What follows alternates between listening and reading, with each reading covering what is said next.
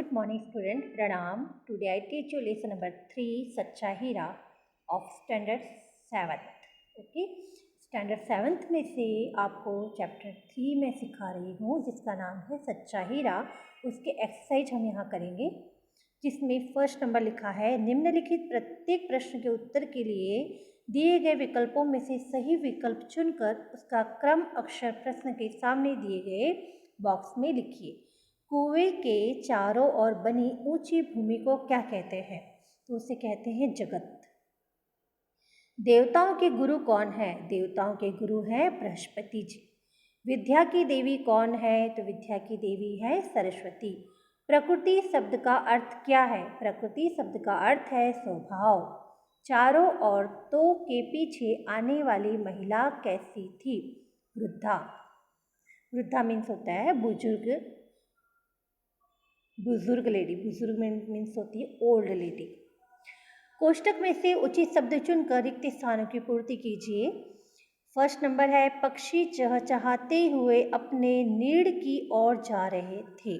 नीड़ यानी होता है घोंसले की तरफ जा रहे थे, जहाँ उनका रहने का जगह होता है, जहाँ उन्होंने अपने रहने का स्थान बनाया है वहाँ। बातचीत करते करते बात बेटों पर जा पहुँची। लोग बड़े चाव से उसका गीत सुनते हैं। वह आधुनिक युग का भीम है। मेरा बेटा साक्षात बृहस्पति का अवतार है। तीसरी स्त्री का बेटा उधर से संस्कृत के श्लोकों का पाठ करता हुआ निकला। तीनों औरतें बड़ी ही आश्चर्य से चौथी स्त्री के बेटे को देखती रही। बच्चों, आपको है ना इसकी स्टोरी रीड अगर आपने की हो तो आपको यह आंसर समझ में आ रहे होंगे। अगर नहीं आ रहे हो तो मैं आपको इसकी स्टोरी भी रीड करके एक वीडियो बनाकर भेजूंगी। सही वाक्यांश चुनकर विधानों को पूर्ण कीजिए।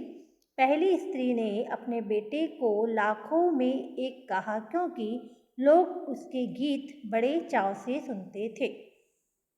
ओके, इसमें जो क है वो राइट आंसर है। दूसरी स्त्री ने अपने बेटे को आधुनिक युग का भीम बताया क्योंकि वह बड़े बड़े बहादुरों को पछाड़ देता था। तीसरी स्त्री ने अपने बेटे को बृहस्पति का अवतार बताया क्योंकि वह जो कुछ पढ़ता था एकदम याद कर लेता था। सूर्यास्त के समय गांव की कुछ स्त्रियां क्या करने चल पड़ी? सूर्यास्त के समय गांव की कुछ स्त्रियां पानी लेने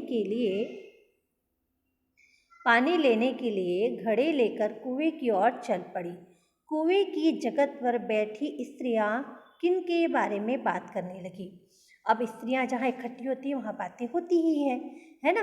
तो स्त्रियां बैठी थी, पानी भरने आई थी और वहाँ थोड़ी देर बैठी, वहाँ विश्राम किया उन्होंने थोड़ा सा, और वहाँ उनकी बातें छिड़ गई। तो बातें करने लगी। कुएं की जगत पर बैठी स्त्रियां अपने अपने बेटों के बारे में बात करने लगी। दूसरी स्त्री ने अपने बेटे को क्या बताया?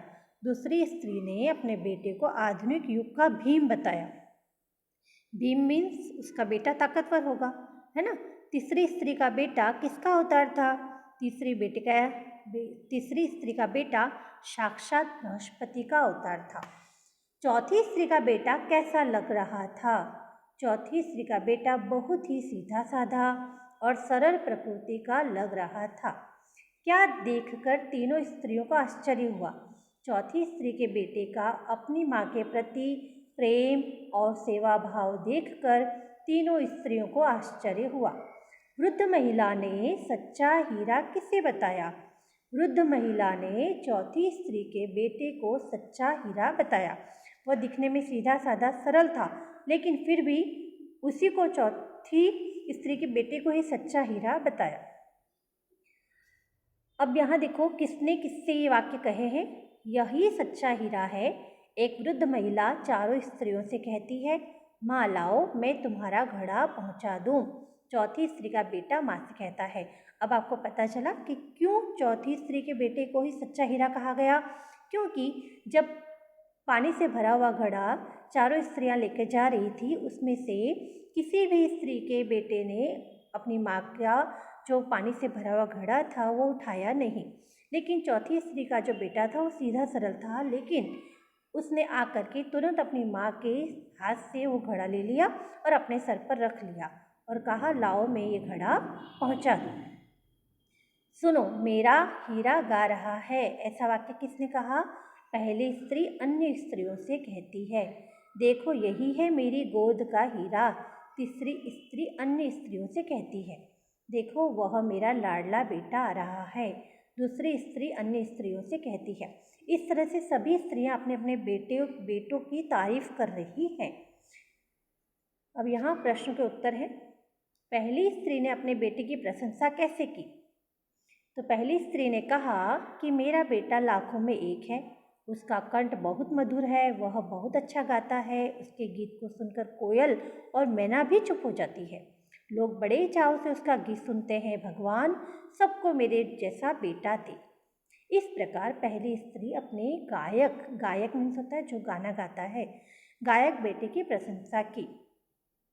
दूसरी स्त्री ने अपने बेटे की तारीफ में क्या कहा? दूसरी स्त्री ने अपने बेटे की तारीफ में कहा कि उसकी बराबरी कोई नहीं कर सकता, वह बहुत ही शक्तिशाली है ना। वह बड़े बड़े बहादुरों को भी पछाड़ देता है, वह आधुनिक युग का भीम है। मैंने कहा था भीम मीन्स होता है बहुत ताकत वाला। इस प्रकार दूसरी स्त्री ने अपने बेटे को बल का बखान किया। इस प्रकार दूसरी स्त्री ने अपने बेटे के बल का बखान किया। बल मीन्स उसकी ताकत का बखान किया।